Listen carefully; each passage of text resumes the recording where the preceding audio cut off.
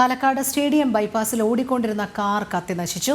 കാറിന്റെ ഉൾവശം പൂർണ്ണമായും കത്തിനശിച്ചു. ആർക്കും പരിക്കില്ല. വിവരങ്ങളുമായി അരുൺ ആലത്തൂർ ചേരുന്നു. അരുൺ, ഈ കാർ കത്തുന്നതിനുള്ള കാരണം എന്തായിരുന്നു എന്നാണ് പ്രാഥമികമായി മനസ്സിലാക്കുന്നത്? യാത്രികർ എങ്ങനെയാണ് രക്ഷപ്പെട്ടത്?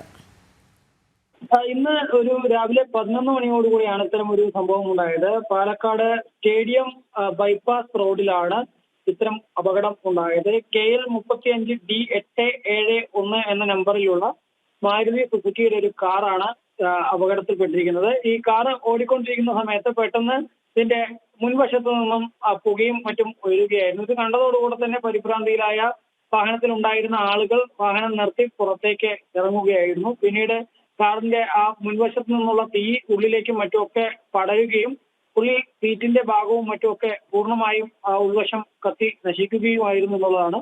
ഈ വാഹനം പെട്ടെന്ന് തന്നെ നിർത്തി പുറത്തേക്ക് ഇറങ്ങിയത് കൊണ്ട് തന്നെ വലിയൊരു അപകടം ഒഴിവായി എന്നുള്ളതാണ്. ഏതായാലും എന്താണ് ഈ അപകടത്തിന് കാരണം എന്നുള്ളത് സംബന്ധിച്ചൊരു വ്യക്തത ലഭിച്ചിട്ടില്ല.